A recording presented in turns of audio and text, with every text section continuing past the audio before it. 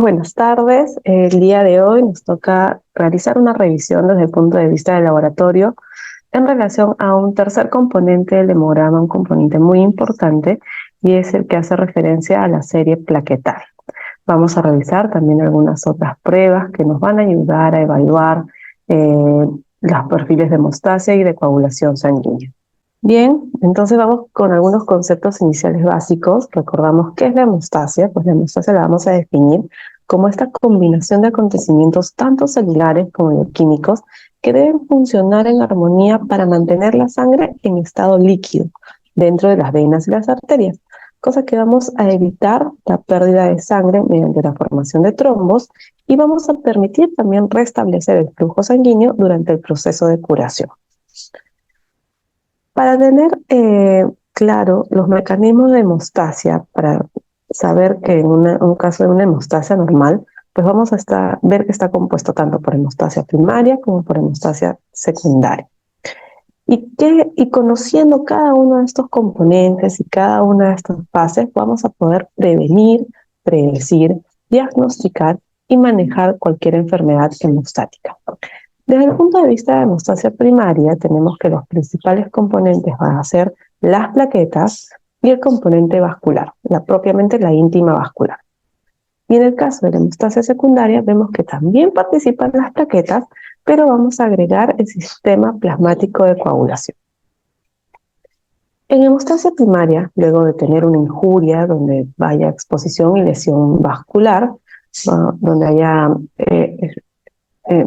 emanación de fluido sanguíneo, pues vamos a tener que un primer paso muy importante es este espasmo vascular, este reflejo miógeno local que va a ser activado a su vez por la liberación de aminas locales, liberados tanto por el tejido traumatizado como por las plaquetas. Y acá tenemos tres componentes importantes que son los expuestos o liberados: el tromboxano 2, la serotonina y el ADP. Asimismo, también vamos a tener reflejos nerviosos estos impulsos sensoriales van a ser luego traducidos por nuestro cuerpo a manera de dolor.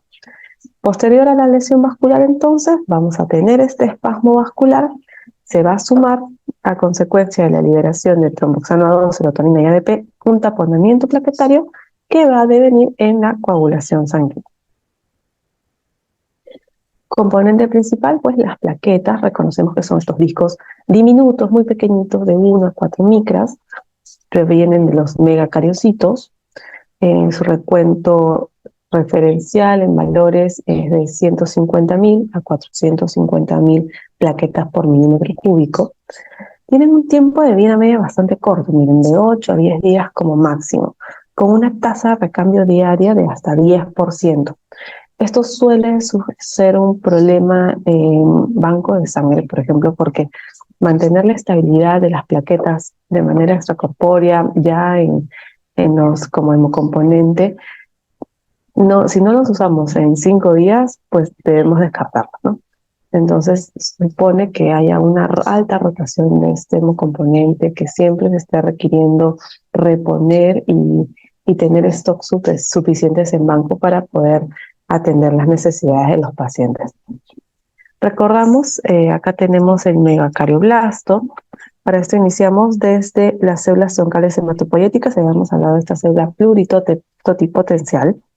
Va a generar un efecto de diferenciación hacia una célula troncal mieloide. Luego pasamos a la célula progenitora megacariocito eritroide. Luego vamos a tener ya un cuadro de maduración hacia el megacarioblasto, que así lo vamos a ver a nivel de médula ósea. Luego el megacariocito, que es como que la estructura mamá, la que vamos a encontrar en médula, y es este megacariocito el que se va a fragmentar y del cual vamos a tener ya la liberación de plaquetas. Se van a desprender las plaquetas y va a haber este pase de médula ósea a sangre. Entonces las plaquetas pues no son células, van a ser porciones del citoplasma que se ha separado de los megacariocitos medulares. Entonces vamos a tener que van a ser de tamaño y de morfología variable. Sí se menciona que el tamaño suele ser algo más grande en las plaquetas jóvenes. Los valores los podemos encontrar aumentados en grandes alturas, en bajas temperaturas, en pacientes que han realizado ejercicios vigorosos y algunos valores disminuidos, por ejemplo, en el periodo premenstrual. Acá tenemos un agregado de plaquetas, vemos como cúmulos de estos fragmentos de diferentes tamaños. Complementariamente, las plaquetas tienen que estar compuestas y tienen que tener ciertas características. Para comenzar, tienen que tener completos sus receptores de superficie. Asimismo, van a contener algunas moléculas o sustancias, ya sea en sus gránulos alfa o en los gránulos delta, algunos componentes como por ejemplo prostaglandinas o el propio tromboxano A2. En los casos de los gránulos alfa y los gránulos delta, siendo los delta o los densos los más importantes, vemos que estos van a liberar sustancias procoagulantes y vasoconstrictores. Habíamos mencionado el ADP, el calcio y la serotonina como componentes importantísimos de la hemostasia primaria. Tenemos también otras determinaciones, otras moléculas importantes que componen los gránulos alfa, como puede ser el fibrinógeno, el factor von Willebrand y el factor de crecimiento derivado de plaquetas. Entonces vamos a tener una primera lesión donde vamos a ver que se va a exponer las células endoteliales, va a haber esta lesión vascular con el reflejo de vasoconstricción. Esta respuesta va a ser mediada por serotonina. Vemos que posteriormente se va a producir una fase de adhesión al colágeno mediante el factor von Willebrand, donde vamos a unirnos a las glicoproteínas 1B y 2A en la superficie de las plaquetas. Vemos acá que se van agregando a la superficie a la exposición de colágeno.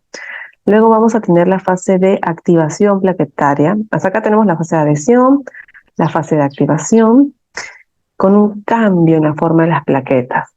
Vamos a tener que generan prolongaciones que va a permitir que se cojan de otras plaquetas, de otras amigas plaquetas que comienzan a llegar a la zona. Se liberan más activadores de agregación y mayores procoagulantes. Acá aparece el tromboxano A2, el ADP, y vemos que ya se va formando esta estructura que posteriormente pues va a derivar en un coágulo, ¿no? Finalmente tenemos la activación, que puede ser dependiente de trombina, activación de la proteína G, cascada de señalización y la liberación de moléculas procoagulantes también, que le van a dar una estabilidad al coágulo. Entonces tenemos tres fases. La fase de adhesión, donde las plaquetas se van a deslizar y se van a adherir a las superficies no plaquetarias. Hasta ahí se van pegando al vaso, ¿no?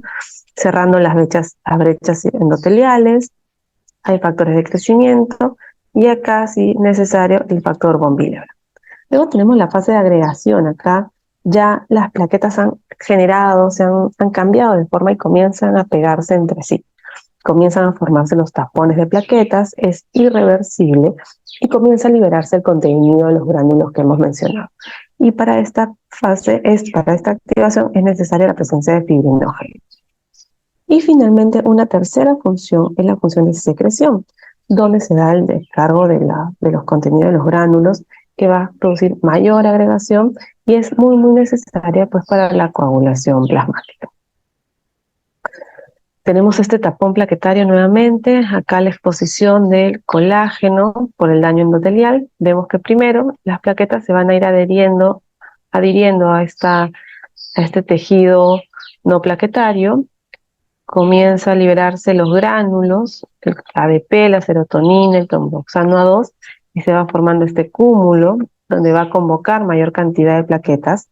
Vemos que al enfrentar las plaquetas con el colágeno vamos a tener esta activación, ¿no? Se generan estas prolongaciones que permiten una mayor adhesión plaquetaria.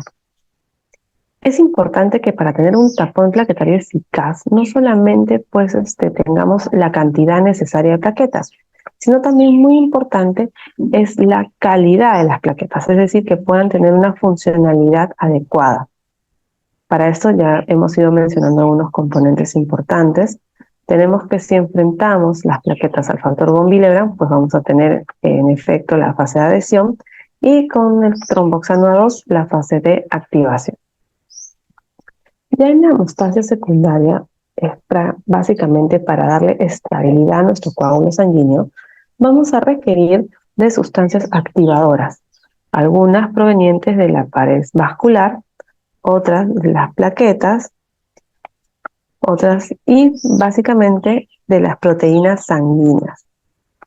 Entonces vamos a tener que ante un vaso lesionado se va a dar esta aglutinación de plaquetas que me va a dar un tapón inestable en los 5 primeros minutos.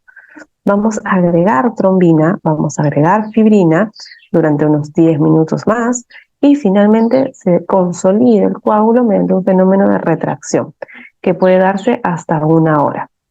Luego de este momento vamos a tener dos caminos. Uno, o se da una organización fibrosa, es decir, se forma un tapón estable, o si es que tenemos alguna situación donde se activa un cuadro de fibrinolisis, va a darse la disolución del coágulo. Tenemos acá que iniciado con este paso de fibrinógeno a monómero de fibrinógeno que necesita calcio para elaborar estas fibras de fibrina, que finalmente son estas fibras son como la malla que va a, así como en la Costa Verde tenemos una malla que recubre para que no caiga piedritas de la Costa Verde del propio cerro, tal cual. Las fibras de fibrina entrecruzadas van a generar este efecto de malla para darle estabilidad al coágulo. Luego tenemos que, dentro de los factores de coagulación, pues vamos a ver que la protrombina, siendo nuestro factor 2, es uno de los más importantes. Este es producido a nivel hepático y recordemos que es un factor vitamina K dependiente. Nuestro factor 1 vendría a ser el fibrinógeno. Necesitamos que se encuentre en valores aproximados entre 400 a 700, también producido a nivel hepático, y tenemos que va a tener esta participación importante en la formación de los monómeros de fibrinógeno y fibrina. ¿Cómo se da luego el fenómeno de retracción de coágulo? Habíamos mencionado hasta dentro de la primera hora, y es importante, pues un buen fenómeno de retracción de coágulo me va a traducir que existe presencia de fibrinógeno y que existe presencia de factores de coagulación, asimismo de un factor estabilizador de fibrina. Recordar los factores de coagulación termina siendo engorroso y muchas veces termina siendo memorístico. La idea acá es, más allá de conocer el nombre común que se usa, por ejemplo, para el factor 1 es el fibrinógeno, para el factor 2 la protrombina, el factor 3 es el factor tisular, el factor 4 es el calcio, tenemos por ahí algunos cofactores, ¿no? O el factor 5, que es el factor lábil, el 6, el 7, el 8, el 9, el 10, 11, cada uno con su diferente denominación.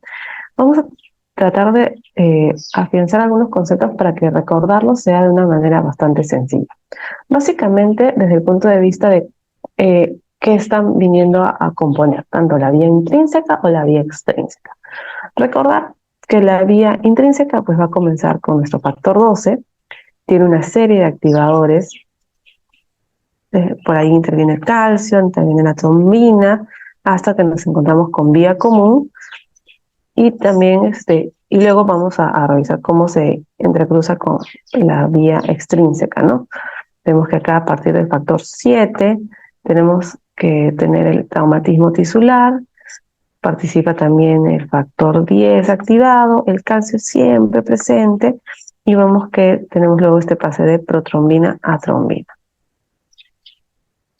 Nuevamente, generalmente los gráficos de las cascadas de coagulación terminan siendo engorrosos y poco o nada terminamos recordando. Así que vamos a, casi al final de la clase, vamos a presentar un cuadrito de una mnemotecnia que a mí me gustó mucho cuando la descubrí y me gusta compartirla en clase. Es importante recordar que para mantener una correcta hemostasia, es importante que exista, así como toda esta cascada de coagulación, exista también una regulación negativa para prevenir estados de hipercoagulación que provocarían pues una trombosis diseminada. Entonces van a existir estos mecanismos que van a permitir mantener bajo control la cascada de coagulación. ¿Qué elementos son importantes? Acá tenemos a la trombina, que va a actuar como un procoagulante, pero también como un regulador negativo, hace este feedback negativo. al activar el plasminógeno plasmina y estimular la producción de antitrombina. El propio nombre lo dice, ¿no? Antitrombina 3. Luego tenemos la plasmina, que actúa directamente sobre la malla de fibrina y la descompone. Luego tenemos la antitrombina, que va a disminuir la producción de trombina a partir de protrombina y va a disminuir la cantidad también de factor desactivado. Entonces vamos a ver que se bloquea toda la cascada a nivel de vía común. Luego tenemos la proteína C y proteína S, que van a actuar para prevenir la coagulación, principalmente inactivando el factor 5 y el factor 8. Ya desde el laboratorio, ¿cómo es que podemos abordar cada uno de estos componentes? A ver, dentro de aquellas pruebas que me van a ayudar como pruebas de coagulación, tenemos el tiempo de coagulación. Es el tiempo que tarda en coagularse una muestra de sangre colocada en un tubo limpio.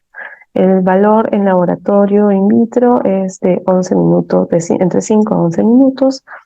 Lamentablemente, pues es poco sensible y también es inespecífica. Sin embargo, la podemos encontrar alargada en cuadros de coagulopatías por deficiencia de algún factor, en pacientes que han tomado algún anticoagulante o por coagulopatías de consumo. Sabemos que las situaciones donde podemos encontrarla alterada, prolongada, son variadas. Luego tenemos la prueba de retracción de coágulo. Este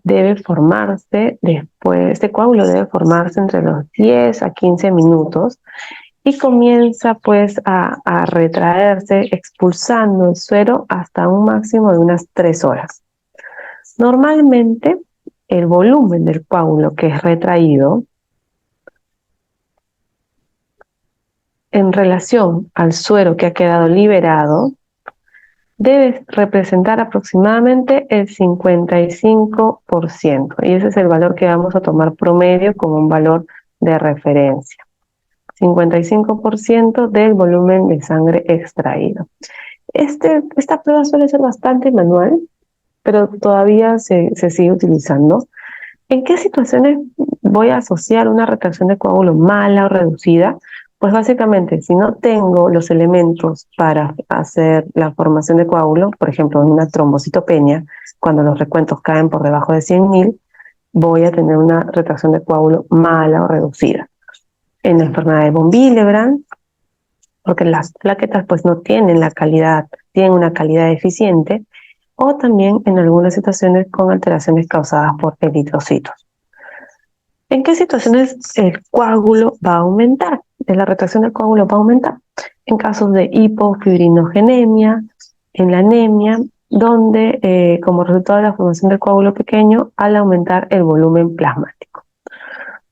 Este es el detalle de cómo se realiza el procedimiento. Tenemos que tener un tubito graduado y un alambrito un alambre de cobre con el que vamos a realizar la formación en espiral del coágulo. Se incuba y posteriormente, pasado este tiempo, hasta un máximo de 3 horas, vamos a valorar el porcentaje del volumen del coágulo en relación al volumen inicial de sangre.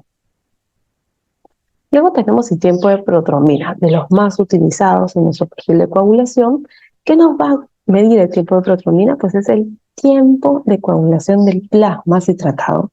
Este plasma que utiliza citrato de sodio al 3.2%, luego de la adición de un exceso de tromboplastina tisular y calcio. Estos son moléculas importantes que nos van a permitir medir in vitro desde el laboratorio esta reacción. El tiempo estimado debe ser de 12 a 15 segundos. Nos permite correlacionar la concentración versus el tiempo de protrombina. Para eso vamos a utilizar esta razón normalizada internacional, que debemos considerarla entre 0.8 y 1.2. Si encontramos valores de INR mayores, por ejemplo mayor a 4, tenemos un alto riesgo de hemorragia. Y básicamente esta prueba nos va a ayudar para medir y controlar la vía extrínseca de la coagulación, en particular a efectos del factor 7, factor 5 y factor 10. Asimismo, nos va a ayudar pues, en los casos donde los pacientes estén en tratamiento con warfarina. Al ser un antagonista de vitamina K, debemos controlar que no existe una prolongación más allá que podría condicionar que nuestro paciente esté en riesgo de hemorragia. Para eso nos va a servir el INR del tiempo de protrombina. En el caso del tiempo de tromboplastina parcial activada, es el tiempo de coagulación del plasma así tratado en contacto con calcio y fosfolípidos, otros dos componentes importantes para la reacción. Y si el otro marcador me ayuda para medir a los pacientes con warfarina, este me va a ayudar para medir los efectos del tratamiento con heparina no fraccionada. ¿Por qué? Porque justamente se va a neutralizar la trombina y el factor 10A. Va a estar prolongado cuando alguno de los factores, el 5, el 8, el 9, el 10, 11 o 12, se encuentra por debajo del 50%, o cuando el fibrinógeno también se encuentra bastante bajo, por debajo de 100. Me va a ayudar para el control de vía intrínseca y los valores ideales deben estar entre 25 y 35 segundos. Luego tenemos el tiempo de trombina, que es el tiempo que tarda en aparecer el coágulo tras la adición de trombina al plasma citratado. Va a valorar el paso final de la coagulación, es decir, la fibrinoformación. Tenemos un tiempo que va de 15 a 20 segundos, prolongado cuando encontramos pues el fibrinógeno disminuido. También me va a ayudar en el control del tratamiento de la heparina. Otra prueba que nos va a ayudar para la evaluación de fibrinolisis, en este caso, viene a ser el dímero D. Nos va a permitir medir la acción de la plasmina sobre la fibrina estabilizada por factor 13. Vamos a encontrar este marcador aumentado en procesos fibrinolíticos secundarios y lo utilizamos mucho más como un marcador de estado de hipercoagulabilidad. Por ejemplo, de la mano, si es que estamos sospechando de un tromboembolismo venoso, el dato que nos va a poder brindar un dímero D alterado tiene un valor predictivo negativo bastante sugerente. Ya hablando propiamente de enfermedades de hemostasia, a la cabeza las hepatopatías. Pues sí, como recordamos, casi todos los factores de coagulación se van a formar a nivel hepático. Entonces, cualquier cuadro que pueda afectar la función de este órgano, pues va a deprimir considerablemente el sistema de coagulación con un riesgo de hemorragia grave. Por ejemplo, tenemos que va de la mano con cuadros de deficiencia de vitamina K, porque esta vitamina K, al ser liposoluble, es necesaria que haya una digestión y una absorción de las grasas, y el metabolismo pues va a ser a nivel hepático. Entonces, a mis pacientes hepatópatas, cirróticos, de larga data, generalmente tengo que estarles dando suplemento de vitamina K para no alterar el resto de los factores. ¿Cuáles son los factores vitamina K dependientes? El factor 2, 7, 9 y 10. Y tenemos también la proteína C, va de la mano con las deficiencias asociadas a hepatopatía. ¿Cómo vamos a valorar una enfermedad hepática o qué parámetros vamos a encontrar alterados desde el laboratorio? Más allá de los factores, si es que encontramos la vitamina K disminuida, tenemos que, por ejemplo, en el caso del fibrinógeno, podemos encontrarlo debajo de 200 en una enfermedad hepática moderada o severa, lo que va a condicionar una disfibrinogenemia. En el caso del tiempo de trombina, al haber esta deficiencia de fibrinógeno, podemos encontrarlo prolongado. En el caso del tiempo de protrombina, también lo vamos a encontrar prolongado, sobre todo asociado a la deficiencia del factor 7. En este caso, la recomendación es utilizar segundos y no el dato del INR. En el caso de la tromboplastina parcial activada, también levemente prolongado. El recuento de plaquetas, este es un dato interesante, los pacientes hepatópatas suelen cursar con trombocitopenias leves, algo debajo de 150.000. Luego tenemos otra patología asociada a la deficiencia de factores de coagulación, como es la hemofilia. El 17 de abril es el Día Mundial de la Hemofilia, y cuando a ustedes les toque pasarse internado y tengan la rotación por pediatría, pues van a ver que muy posiblemente las salas de hospitalización van a tener un pacientito con este cuadro. Afecta principalmente a varones porque está ligado al cromosoma X. las mujeres somos portadoras. Y en el caso de la deficiencia de factor 8 estamos hablando de la hemofilia A. En el caso de la deficiencia del factor 9 de la hemofilia B, en el caso de la deficiencia del factor 11 de la hemofilia C, y básicamente vamos a evaluar la alteración propia de factores de vía intrínseca. Otra patología también relevante es la deficiencia del factor 5 de Leiden.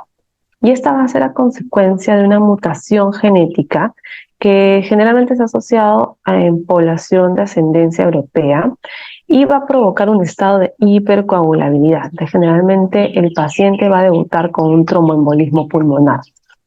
En esta mutación genética, el aminoácido de guanina es reemplazado por adenina y esto va a causar un defecto en el factor 5 de la coagulación, de modo que la proteína C no puede inactivarlo. Entonces va a ocasionar que el factor de 5 continúe activamente, continúe activando constantemente a los factores posteriores, a partir del factor 5, que es como el que no tiene el bloqueo. En el caso del factor 5 de Leiden, pues es el responsable del 95% de los casos de resistencia a proteína C activa. Tenemos que la proteína C es el gatillante, es como que su bloqueo natural. Sin embargo, este defecto a nivel de mutación genética hace que tengamos imposibilidad o limitación de inactivar a nuestro factor 5. Vemos que desde el laboratorio pues podemos encontrar el tiempo parcial de tromboplastina activada pues por debajo. La proteína C sí va a estar incrementada. Luego podemos tener cuadros de pseudotrombocitopenia, que pueden ser por defectos técnicos de la muestra. De repente hay cúmulos de plaquetas aglutinadas asociadas, por ejemplo, a la presencia de un anticoagulante. Ocasionan estos agregados plaquetarios. Entonces, cuando yo tomo la muestra, de repente todas las plaquetas se fueron hacia un cúmulo y no las medí de manera correcta, y por eso siempre es necesario confirmarlo a nivel de la lámina. O porque hay presencia de macroplaquetas, casi del tamaño de un hematíe, o por la presencia de tromboaglutininas frías. Vamos a tener que valorarlo y someter de repente a una incubación previa con pretratamiento de muestra, o por la presencia de satelismo plaquetario en torno a granulocitos. Acá tenemos el neutrófilo y acá tenemos las plaquetas que lo están rodeando. Entonces todo esto, desde el punto de vista de trabajar con una micromuestra en el laboratorio, si es que no es la correcta, podríamos considerar que es un defecto técnico en la obtención de la muestra. ¿Cómo vamos a evaluar los trastornos plaquetarios? Básicamente, pues va a venir nuestro paciente con historial clínico de hemorragia. A la cabeza le vamos a trabajar un hemograma completo, ¿no? Su serie roja, serie blanca y plaquetas de la mano. Si estoy pensando en hemorragia, tengo que confirmar la presencia de anemia, y si es que está asociado la deficiencia de repente del recuento de plaquetas. Esto, recuento plaquetario, y vamos a confirmarlo con un frotis sanguíneo. Si sospechamos que, si efectivamente encontramos que el dato está anormal, puede ser que sea una trombocitopenia de morfología normal o de morfología normal. Es decir, si es que se asocian de repente la presencia de esquistocitos, esto podría estar frente a un PTT, un síndrome hemolítico, una coagulación intravascular diseminada. Si es que hay presencia de blastos en la fórmula, un cuadro de leucemia. Si es que podría asociarse también una microtrombocitopenia con inmunodeficiencia, como la de Wiskott-Aldrich, la presencia de gránulos de inclusión, o una macrotrombocitopenia, si es que encuentro defectos a nivel del frotis periférico. Pero si todo está aparentemente normal, podemos encontrarnos frente a una púrpura trombocitopénica idiopática, una enfermedad de von Willebrand, una trombocitopenia vinculada a cromosoma X, etc. Y en el caso de encontrar el frotis normal, pues acá si no hay problemas en el recuento ni nada de eso, más bien deberíamos sospechar de un trastorno cualitativo de la función plaquetaria. Es decir, de repente tengo las plaquetas, pero no tienen gránulos, no pueden tener esta fase de adhesión, de agregación, de activación. Entonces, los siguientes pasos a nivel de la formación y de la estabilidad del coágulo, pues va a verse alterado.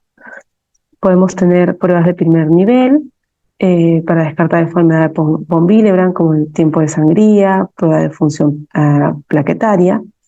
Ya pruebas de segundo nivel tenemos unas más sofisticadas, un poquito más complejas, con algunos agregados que van a someter a una reacción in vitro a las plaquetas para ver si efectivamente es por la deficiencia o alteración de alguno de sus componentes en gránulos. Y ya pruebas de tercer nivel, donde nos vamos a apoyar con citometría de flujo a la cabeza. En el caso de una trombocitopenia, pues hablamos cuando encontramos valores por debajo de 150.000. Por debajo de 50.000 plaquetas, es raro que existan sangrados espontáneos, pero ya por debajo de 10.000, que es un número bastante reducido, estamos obviamente frente a un alto riesgo de mortalidad. En el camino hacia esta deficiencia o esta caída en el número de plaquetas, pues vamos a ver que nuestro paciente va a presentar hemorragias puntiformes, es decir, va a haber este sangrado a nivel de venas pequeñas y capilares, podemos encontrar también manchas purpúricas, y vamos a valorar el recuento plaquetario básicamente con la prueba de retracción de coágulo. Asimismo, si este es un frotis de una trombocitosis, vemos que hay múltiples componentes plaquetarios en la visión al microscopio. Si lo comparamos con esta vista, pues por el contrario es todo limpio, ¿no? Casi no hay ninguna plaqueta. Entonces, reconocerlos en el frotis también es bastante sencillo. Algunas causas de trombocitopenia central, pues tenemos aquellas donde vamos a ver que es una afectación desde nivel megacariocítico, es decir, el megacariocito desapareció a nivel medular, puede deberse a una depresión medular por infecciones como citomegalovirus, Epstein-Barr, micoplasma, malaria, asociadas a tóxicos, medicamentos, radioterapia, ya sea por una infiltración medular, como puede suceder en algunas neoplasias, o también por una aplasia medular. Ya en el caso de que sí existan megacariocitos en médula, pero de repente ya es un tema más funcional. Entonces acá esto generalmente puede suceder asociado a una anemia perniciosa, al síndrome de Wiskott-Aldrich o la enfermedad de Bernard-Soulier. Ya cuando hablamos de una trombocitopenia periférica, estamos hablando de que este paciente puede tener una destrucción excesiva o prematura de las plaquetas. Pueden ser de origen inmunológico, como en la púrpura trombocitopénica idiopática, asociadas a infecciones virales, fármacos, pacientes hepatópatas, hipertiroidismo. El síndrome de Evans, que es caracterizado por esta trombocitopenia, pero le agregamos una anemia hemolítica, o también puede ser por el secuestro esplénico aumentado. Y dentro de causas no inmunológicas, asociados básicamente a traumas en las plaquetas, por ejemplo, como puede suceder en el hiperesplenismo, puede ser por consumo, a partir de una sepsis, una púrpura trombocitopénica trombótica, un síndrome urémico hemolítico, síndrome de HELP, en la coagulación intravascular diseminada, o esta destrucción que puede haber en los casos de pacientes sometidos a circulación extracorpórea o también en hemodiálisis. En el caso de la púrpura trombocitopénica idiopática, tenemos que esta es una trombocitopenia adquirida, generalmente presente en niños, que es de curso agudo y autolimitado, pero en los pacientes es más un hallazgo, suele ser de manifestación crónica, más frecuente en mujeres que en varones. Básicamente vamos a encontrar que van a estar asociadas la presencia de los anticuerpos antiplaquetarios, donde va a generarse una sensibilización de plaquetas con un aumento de su destrucción a nivel esplénico. Vamos a tener que el paciente va a cursar con cuadros de disminución de plaquetas por debajo de 80.000, de la mano con pruebas de coagulación normal, y en la médula ósea pues voy a encontrar los megacariocitos maduros, pero en poca cantidad. En la púrpura trombocitopénica trombótica vamos a tener que acá es más bien una trombocitopenia, pero asociado a una anemia hemolítica microangiopática. Entonces, al ser una anemia hemolítica microangiopática, tengo que encontrar en la lámina esquistocitos. ¿Qué es lo que va a suceder? Vamos a tener multímeros de factor von Willebrand que tienen la capacidad de inducir la depresión plaquetaria y van a formar trombitos hialinos en arteriolas, terminales y capilares. va a haber que sabemos que puede ser inducido por fármacos, puede ser también de origen infeccioso y en algunos casos de origen autoinmune de fondo. En un paciente con púrpura trombocitopénica trombótica, más allá de la disminución plaquetaria, la presencia de esquistocitos, podemos encontrar en un porcentaje no despreciable presencia de síntomas neurológicos, así también afectación a nivel renal. Nos vamos a la otra vereda, nos vamos a la trombocitosis. Podemos encontrar recuentos de hasta más de 1 millón de plaquetas. Vemos que en el frotis clásico es ver como un cielo estrellado, la lámina, una cantidad incrementada que salta a la vista francamente en la presencia de plaquetas. Puede asociarse en algunos casos a ferropenia, porque esta ferropenia va a condicionar una estimulación hematopoietica elevada. Entonces, si estoy estimulando para sede roja, pero voy a estimular a nivel medular, puedo por ahí estimular también la formación de plaquetas, de los megacariocitos. Puede deberse a una esplenectomía, porque más bien va a haber una falta de eliminación de plaquetas. Puede ser una trombocitosis reactiva asociada a cuadros inflamatorios, a traumatismos, a cirugías, o también como parte de un cuadro oncohematológico en un trastorno mieloproliferativo. En el caso de una trombopatía, acá vamos a tener que es una plaqueta normal en cantidad, pero funcionalmente anormal. Entonces, podemos tener alteración a nivel de la membrana, como en el caso del síndrome de Bernard-Soulier, donde nos va a faltar la glicoproteína 2A, entonces nos va a fallar la adhesión. O también como el síndrome de Glanzmann o trombastenia de Glanzmann, donde vamos a tener que va a faltar la glicoproteína 2A y la 3A y va a fallar la agregación. Posteriormente también podemos tener una alteración a nivel del contenido intracelular, acá a partir de los gránulos. Por ejemplo, la síntesis de tromboxano A2 alterada va a condicionar que exista una falla en la agregación y tampoco va a haber un buen espasmo vascular, ¿no?, que es activado por este tromboxano. En el caso de la enfermedad de von Willebrand, pueden existir anomalías estructurales en esta molécula, en este factor, que van a condicionar una disminución en la adhesión plaquetaria. Puede causar deficiencia también del factor 13 de manera secundaria, y el tipo 1A es el responsable del 80%. Por ejemplo, ¿qué manifestaciones vamos a encontrar positivas en el laboratorio? Por ejemplo, un tiempo de sangría prolongado, más de 10 minutos, el antígeno contra el factor von Willebrand, es decir, va a estar consumido, va a estar por debajo del 50%, lo que podría traducirse justamente en esta deficiencia. El tiempo de tromboplastina parcial activada está ligeramente prolongado y la actividad del factor 13 solamente representada por un 30-50% de actividad.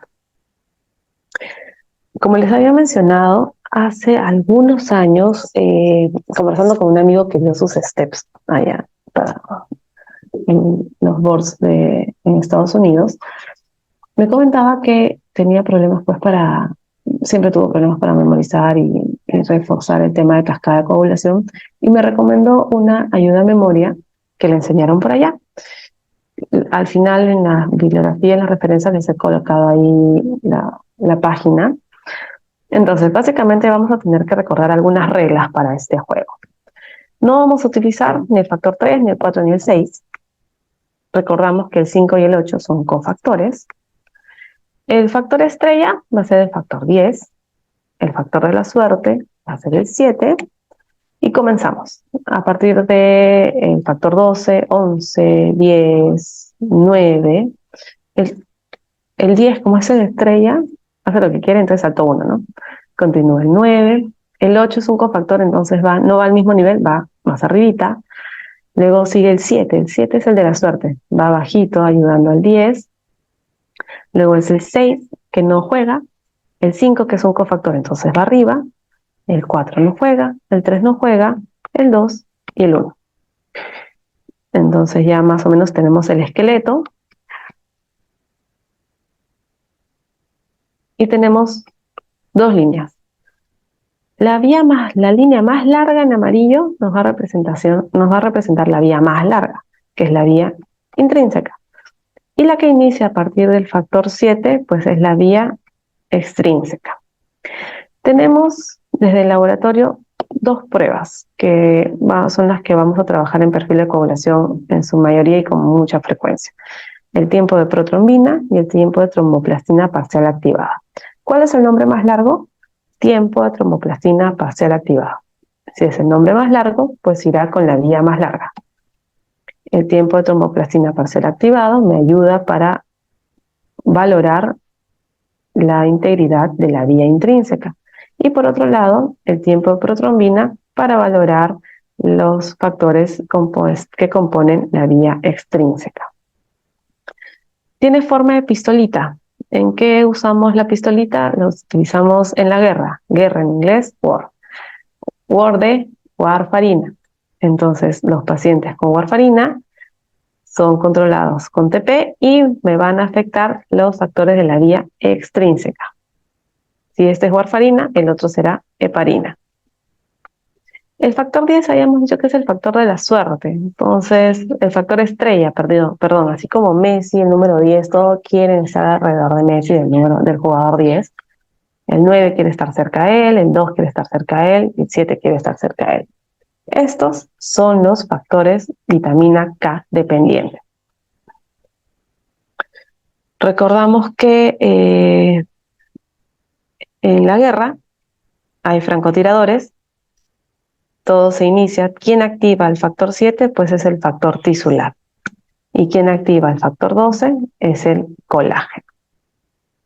Entonces esto igual se los voy a compartir en la presentación para que hagan el repasito. De verdad que es una forma bastante sencilla de recordar desde dónde comienza nuestra vía intrínseca, cuáles son los factores asociados, qué prueba me va a ayudar y qué voy a medir, ¿no? Y qué pacientes voy a controlar con cada una de estas dos vías. Bien, la referencia era la de Baron Rocks. Nuevamente, el RODAC es la Biblia para hematología. Este es un artículo que, si bien es antiguito, hace buenas referencias en cuanto a la utilidad y al uso de los parámetros del hemograma. Y también el Balcés, que es otra Biblia en el laboratorio, está bueno que lo revisen.